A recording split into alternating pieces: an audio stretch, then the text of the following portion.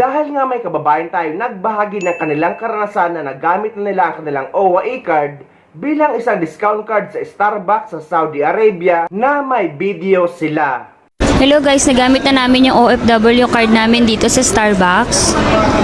At meron tayong 20% off sa lahat ng may OFW card or OWA member na dapat merong card ay makakakuha ng 20% off discount dito sa Starbucks. Ayan. Ayan, 20% off. Ayan, ito yung resibo. Ayan po, 20% off, 20% off, dalawang mocha frappuccino yung in-order namin. Pero yung cake po, hindi siya kasali sa discount. Yun pa din. So, total ay 58 real.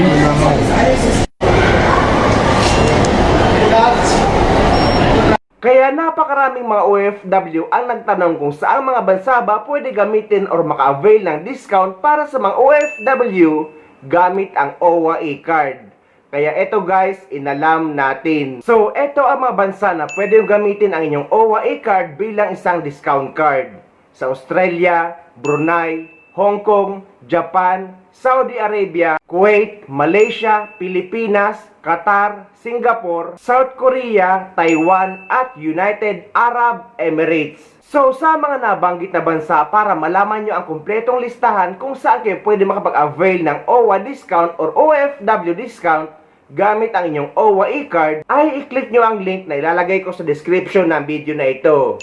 Nandun ang kumpleto ng mga listahan ng mga kumpanya or mga restaurant na pwede kayo makapag-avail ng OFW discount gamit ang OWA e-card. Dito naman sa United Arab Emirates, kung nasaan ako, ay pwede kayo makapag-avail ng OFW discount gamit ang OWA e-card sa mga sumusunod: Hot Palayok, Paluto Restaurant, GRS Express, LBC at Ramada Hotel, at marami pang iba. Ilalagay ko guys sa description ng video na ito ang link para mabasa nyo or malaman nyo ang kumpletong listahan na pwede kayo makapag-avail ng OFW discount gamit ang inyong OWA e-card. Sa Pilipinas, pwede kayo makapag-avail sa Philippine Airlines, pero ang inaasahan nating Starbucks ay sa Saudi Arabia lang available. At napakaswerte ng Saudi Arabia dahil napakarami pang mga kilalang restaurant ang kasama dito. So, hindi lang para talaga pataba sa wallet lang ang OWA e-card. May use at may purpose talaga ito para sa mga OFW. Gaya sa pinaliwanag dito ng ating OWA admin, PY Kaunan. Common lang po ng tanong ko, this come from my followers po about e-card. So karamihan po ng tanong doon sa comment section, para saan po ba talaga yung e-card na yan? Pampakapal lang ba ng wallet? Actually, magandang tanong yan. Hindi naman pampakapal ng wallet, grabe naman. Una mo sa lahat, yung e-card natin, connected na yan sa eGov app. So kung ayaw nyo pong kumapal yung wallet nyo, may digital card na po yan sa eGov app. So na-download din nyo po kung saan po kayo nag-i-travel. Nandun na, tingnan nyo yung eGov, nandoon ang e-card. Pero alam mo, maraming OFWs talagang nagsabi, gusto nila ng pampakapal ng wallet. Gusto nila ng actual government ID na nagsasabi doon na they're an OWA member. So, we give that for free. No? But we have a digital version of that. It's in the eGov app. So, para saan yan? For you to, para ma-access mo yung services ng OWA, wala nang question. Pupunta ka sa OWA, ayan, no? May e-card. Just like the other IDs, no? Pag-ibig, ganyan. Pero, sabi ko nga, sayang naman. Nandiyan na yung card. Gayahin natin yung pag-ibig. Ay, wag yung word na gayahin. Best practices yung pag-ibig. Yung pag-ibig may 300 plus na establishment sa Pilipinas na may diskwento. So, gawin natin sa e-card ng OWA yan, sa government ID ng OWA. Lagyan natin ng mga diskwento mula sa iba't ibang partners natin. Pero, hindi gaya ng pag-ibig na pang-Pilipinas lang. Yung sa OWA, lagyan natin ng diskwento at privileges sa iba't ibang lugar sa labas ng Pilipinas at sa Pilipinas. So, sa Pilipinas, ang Nike Philippines nagbigay ng up to 50% discount.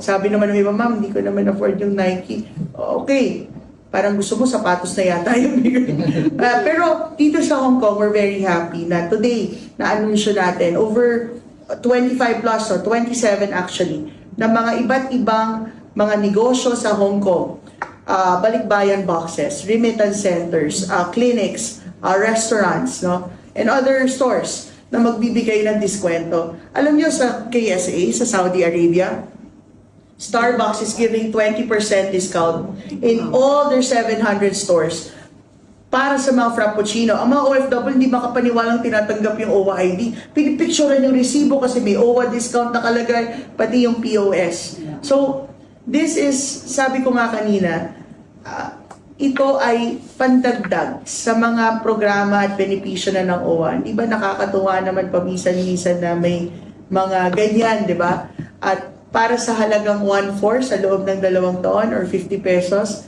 parang sulit na. And it's our way to attract the inactive and yung mga hindi talaga members to be active members and to continue to be an active member.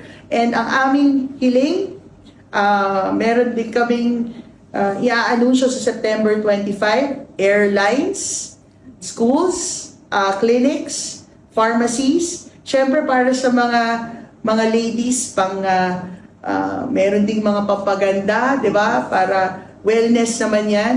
And expect nyo pa na patuloy lang kami sa pagdagdag niyan. Kasi marami talaga tayong gustong i-attract ng mga OFWs para maging OWA member.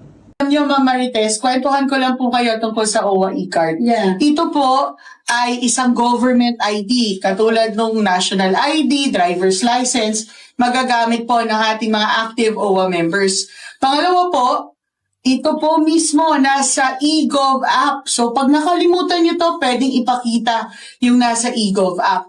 Pangatlo, pag nag-a-avail ng mga OWA programs, ito na lang ay ipapakita ninyo, hindi nyo na kailangan passport or ito na lang pong OWA e-card. At pang-apat, may bonus pa. Oh, Hindi lang government IT. Over 100 discounts po yan from all over the world. Iba't ibang mga establishments, airline companies, restaurants, clinics, butika, remittance centers, mga balikbayan boxes, hotels at marami pa pong iba para po sa inyong lahat yan.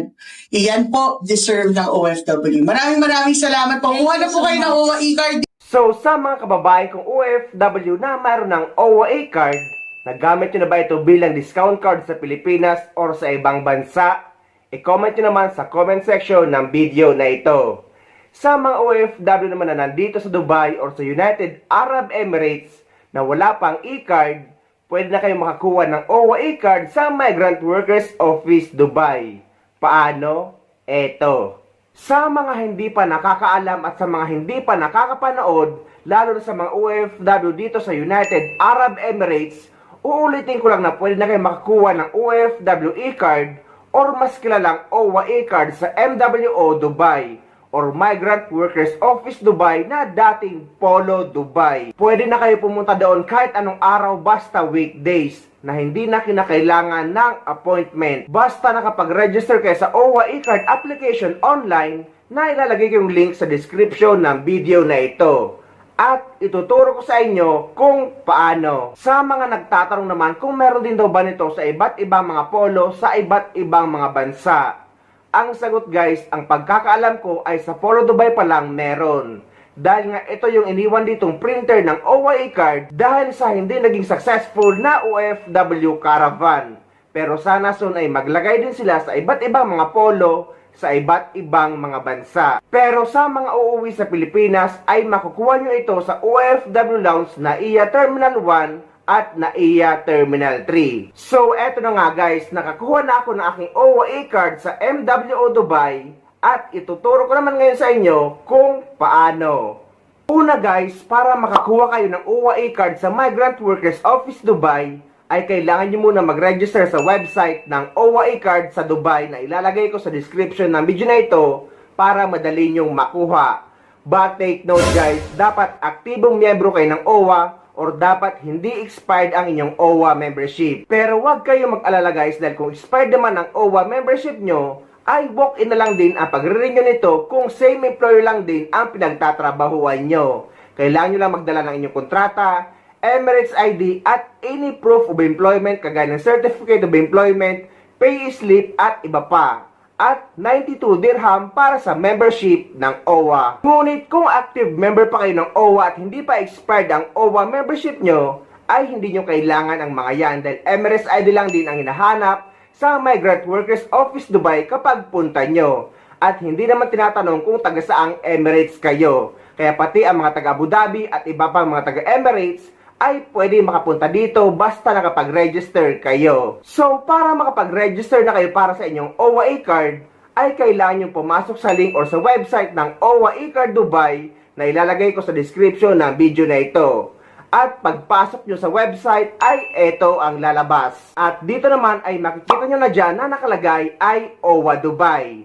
Tapos ilalagay nyo na inyong last name, first name at ang inyong middle name. Dito naman sa suffix, kung may suffix kayo, ay ilalagay nyo dyan at nandyan ang pagpipilian. Pero kung wala naman kayong suffix, ay iwanan nyo lang yang naka-blank. Then ilalagay nyo na ang inyong gender or kasarian at ang inyong birth date.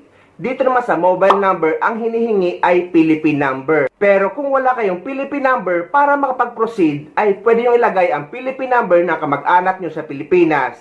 Pwedeng nanay nyo, asawa nyo, or anak nyo. Dito naman sa worksite, nakalagay na dyan ay UAE. At dito naman sa address, ang hinihingi ay address nyo sa Pilipinas.